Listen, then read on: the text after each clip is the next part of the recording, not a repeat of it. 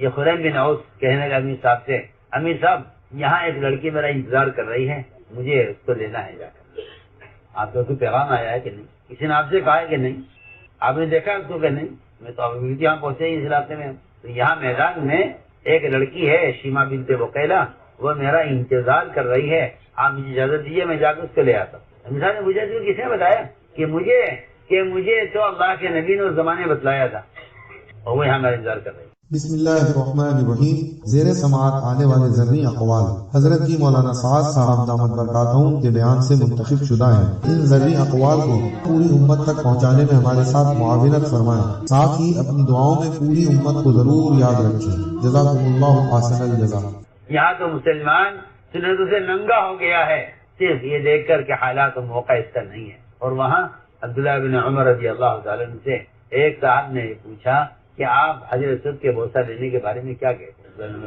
عبداللہ بن عمر سے پوچھا ایک صاحب نے کہ حجر اسود کا بوسہ لینے کے بارے میں آپ کیا کہتے ہیں؟ انہوں نے کہا ہاں کیا کہتے ہیں، سنت ہے، اور سنت سمجھ کر ہم اس کا بوسہ دیتے ہیں۔ اس سائل نے یہ کہہ دیا، سوال کرنے والے نے، کہ اگر بھیڑ زیادہ ہو، اگر مجمع زیادہ ہو اور وہاں تک پہنچنے کا موقع نہ ہو، پھر کیا کیا جائے گا، پھر کیا حکم ہے بوسہ دینے کا؟ یہ اس سائل نے عبداللہ بن عمر سے کہہ دیا، انہیں غصہ آ گیا۔ اس نے کہا اگر بھیڑ زیادہ ہو تو پھر کیا کریں؟ فرمایا کہ اگر مگر کو یمن پھینک دے، اگر مگر یمن پھینک اگر کو۔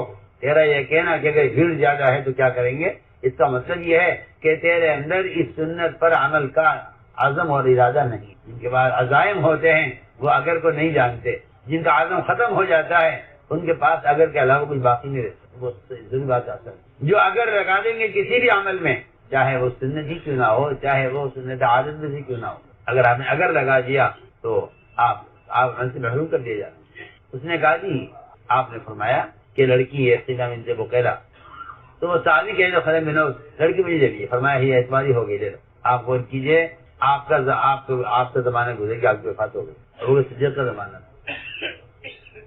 جماعت وہاں داخل ہوئی حرا کے علاقے میں، وہاں پہنچی جماعت تو یہ خریم بن اوس کہنے لگا امیر صاحب سے، امیر صاحب یہاں ایک لڑکی میرا انتظار کر رہی ہے، مجھے اس کو لینا ہے جا کر۔ آپ کو کوئی پیغام آیا ہے کہ نہیں؟ کسی نے آپ سے کہا ہے کہ نہیں؟ آپ نے دیکھا اس کو کہ نہیں؟ میں تو ابھی یہاں پہنچے ہی اس علاقے میں۔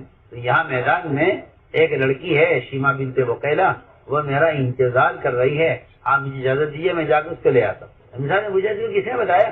کہ مجھے تو اللہ کے نبی نے اس زمانے بتلایا تھا، اور وہ یہاں میرا انتظار کر رہی ہے۔ روایت میں ہے خریم بن اوس تنہا نکلے میدان میں اس لڑکی کی تلاش میں، جن کو اس کا یقین تھا کہ وہ یہاں کھڑی ہے، میرا انتظار کر رہی ہے۔ لیکن ایسا نہیں ہو سکتا کہ اللہ کے رسول صلی اللہ علیہ وسلم کوئی وعدہ کرے اور پورا نہ ہو، وعدہ کرے اور پورا نہ ہو۔ یہ گئے، سامنے وہ لڑکی کھڑی ہوئی تھی اپنے سفید خچر پر سوار، کہا تیرا نام شیما بنت بقیلہ ہے؟ کیا میرا نام شیما بنت بقیلہ؟ اس کا قبضہ کر لیا، سارا زیور، اس کا سارا مال جتنا اس کے پاس کا شہزادی تھی اس پر قبضہ کیا، صاحب لے کر آ گئے۔ امیر صاحب سے کہا لوگوں نے، امیر صاحب ایسی لڑکی ہے، ایسی لڑکی ہے، مال تقسیم ہونے چاہیے سب پر، پوری جماعت پر، یہ مال غنیمت ہے، سب پر تقسیم ہوگا، اور لڑکی تو ایسی ہے کہ یہ تو آپ کے پاس رہنی چاہیے۔ میں نے کہا نہیں، یہ نہ یہ تقسیم ہوگی نہ لڑکی کسی کو ملے گی، یہ میرا مال ہے، میرا سامان ہے، اس میں کسی کا حصہ نہیں۔ کیسے کہہ رہے ہو کہ میں اللہ کے نبی نے مجھے دی تھی، میں نے آپ سے دی تھی آپ کے زمانے میں، کوئی کاغذ لکھا ہو تمہارے پاس؟ کہ نہیں میرے پاس کوئی کاغذ لکھا ہوگا نہیں، کیا ضرورت ہے؟ میں نے تو آپ سے کوئی تحریر نہیں مانگی تھی، میں نے تو صرف آپ کے کہنے پر میں نے آپ سے مطالبہ کیا تھا، آپ نے لڑکی زبانی مجھے دی، تو میں ایسے نہیں ملے گی، گواہ لے کر آؤ۔ گواہ کہاں سے لائیں؟ اتنا زمانے پرانی بات ہو گئی، میں گواہ کہاں سے لاؤں؟ پھر یہ بھی نہیں کہ مدینے میں ہیں تو بہت سے لوگ گواہ مل جائیں، نہیں، وہاں جماعت میں نکلے ہوئے تھے، چند ساتھی ان کے ساتھ تھے، یعنی گواہ لاؤ۔ ساتھی بیٹھے ہوئے تھے وہیں، جا کر سے پوچھا کہ بھئی وہ زمانے کی بات ہے جب میں اسلام لایا تھا اور میں آخر میں بیٹھا ہوا تھا، آپ میں سے آپ سے آخر ہمارے درمیان نے بیان کیا تھا، اور میں نے کہا تھا لڑکی مجھے دے دیجیے، آپ نے لڑکی میرے حوالے کر دی، آپ نے کہا تھا تمہارے لیے ہے، تو تم نے کوئی ہے گواہ؟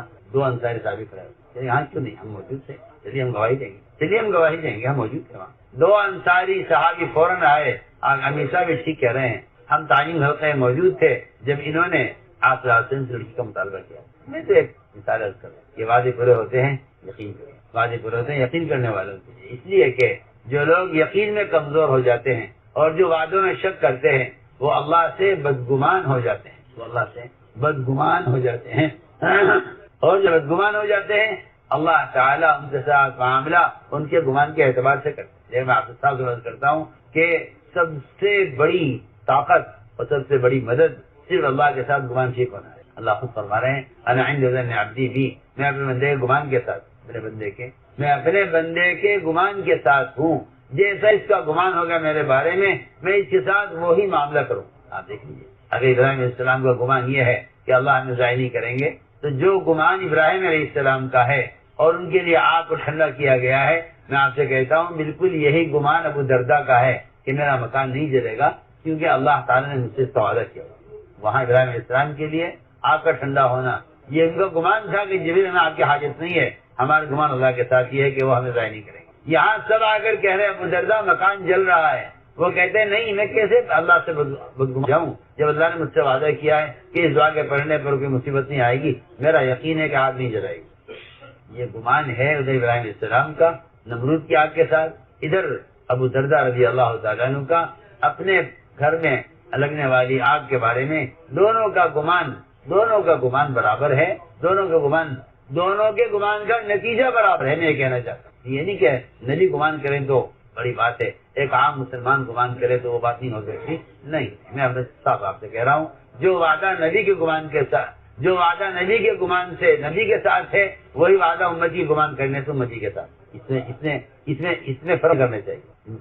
آپ سوچیے جب آپ صلی اللہ علیہ وسلم مکہ مکرمہ میں شکر نہیں کیا اور آپ کو تعمیر روایت پوری ہے کہ حضرت سراقہ آپ کے قریب پہنچ گیا، ادھر غار ثور پر جہاں آپ چھپے تھے کفار نے آپ تک پہنچ گئے، آپ کے قریب پہنچ گئے.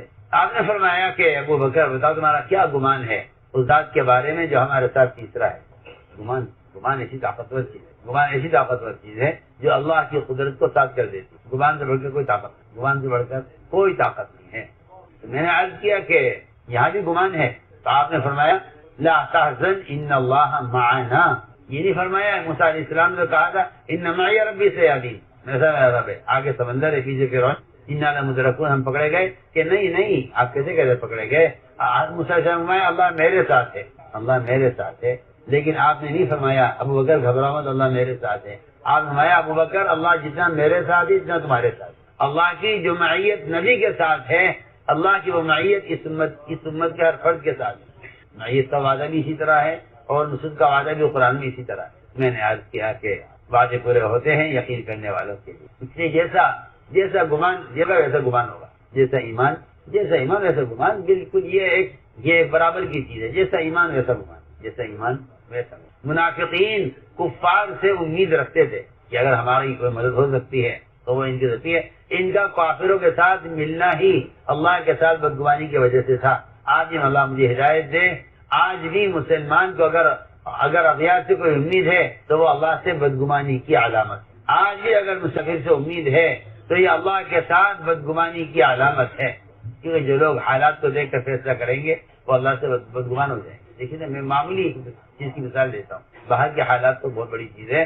ایک صاحب کو بخار ہو گیا، سوائے جانور کے یہ کام کوئی نہیں کرتا. سوائے جانور کے جمائی آنے پر منہ پہ ہاتھ نہ رکھنا صرف جانور کا. یہ جانور ہے یا غیر مسلم کرتے ہیں، مومن سے نہیں ہو سکتا. اول تو مومن کو جمائی نہیں آئے گی، اگر آئے گی تو اس کو روکنے کی کوشش کرے گا. اگر نہیں رک رہی ہے کوشش کے باوجود تو اس پر فوراً ہاتھ رکھے گا. میں نے عرض کیا کہ ایک صاحب کو بخار ہو گیا. انسانی تجربات میں کیا آپ کو بتاؤں، آپ کے پاس میں آئے گی نہیں. انسانی تجربات، ڈاکٹروں کے تجربات اور انسانی مشاہدات یہ بھی اللہ سے بدگمان کر دیتے. ہمارا تجربہ یہ ہے، تجربات سب سے زیادہ اللہ سے بدگمان کرتے ہیں. ہمیں ان کا تجربہ ہے، ہمیں اس چیز کا تجربہ ہے، ہمیں اس کھانے کا تجربہ ہے، ہمیں اس دوا کا تجربہ ہے، ہمیں اس نسخے کا تجربہ ہے، ہمیں بیماری کا تجربہ ہے. تجربات اللہ سے کیا کر دیتے ہیں؟ بدگمان. تجربات اللہ سے بدگمان کر دیتے ہیں. ایک صاحب کو بخار ہوا، آپ تشریف لے گئے عیادت کے لیے، اور آپ کا یہ معمول تھا کہ آپ بیماری کے اوپر ہاتھ رکھ کر یا بیماری جگہ پر انگلی رکھ کر آپ یہ فرمایا کرتے تھے لا باس طہور انشاءاللہ. فرمایا آپ نے گھبرانے کی کوئی بات نہیں ہے، یہ بخار یہ تو تمہیں گناہوں سے پاک کرنے کے لیے آیا ہے. لا باس. اس بیمار نے، بخار والے نے یہ کہا آپ کیا بات کر رہے ہیں، یہ تو وہ بخار ہے جو مجھے قبرستان لے جا کر چھوڑے گا. اس نے کہا جواب میں تجربہ ہے ہمارا یہ کہ یہ والا بخار، اس بخار آدمی بچہ نہیں.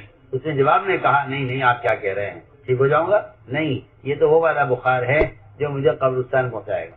آپ نے جواب میں فرمایا فنعم اذن، پھر تو وہی ٹھیک ہے جو تم کہہ رہے ہو۔ اگر ایک معمولی بخار کے بارے میں آدمی اپنے تجربے پر نظر رکھے اور اس کا انکار کر دے تو آپ نے جواب نہیں فرمایا کہ نہیں ایسا مت کو، فنعم اذن، یہی مناسب جو تم کہہ رہے ہو۔ تو میں نے عرض کیا کہ اللہ کے ساتھ گمان ٹھیک ہونا۔ پھر اللہ فرمایا انا عند ظن عبدی بی، میں اپنے بندے کے گمان کے ساتھ ہوں، میں اپنے بندے کے گمان کے ساتھ ہوں، اور مجھ سے جیسا گمان کرے گا اس کا ایسا ہی معاملہ کروں گا۔ انا عند ظن عبدی بی، اپنے بندے گمان کے ساتھ۔ تو ہم نے عرض کی ہے چند باتیں، کہ ایمان کے بغیر استقامت نہیں، اور ایمان کے بغیر وعدوں کا پورا ہونا نہیں۔ تیسری بات یہ ہے کہ ایمان کے بغیر اعمال میں اخلاص بھی نہیں، ایمان کے بغیر اعمال میں اخلاص بھی نہیں، ایمان کے بغیر اعمال میں اخلاص بھی نہیں ہوتا۔ اس لیے کہ اگر آپ غور کریں گے حدیث پر اور قرآن کی آیتوں پر تو ایمان ہی اخلاص ہے، ایمان ہی اخلاص۔ صحابی نے سوال کیا عمر ایمان یا رسول اللہ، ایمان کسے کہتے ہیں؟ آپ نے کہ ایمان اخلاص کو کہتے ہیں۔ آپ نے کہ ایمان اخلاص کو کہتے ہیں، اس لیے کہ ریا کو شرک کہتے ہیں، اس لیے ایمان کو اخلاص۔ سوال کیا صحابی نے ایمان کسے کہتے ہیں؟ فرمایا کہ ایمان اخلاص کو کہتے ہیں، اس لیے کہ ریا کو شرک کہتے ہیں، ادھر ریا اور شرک، ادھر ایمان اور اخلاص ایک چیز ہے۔ تو میں نے عرض کیا کہ سب سے بنیادی چیز یہ ہے کہ ایمان کے بغیر اعمال میں اخلاص بھی نہیں ہوتا۔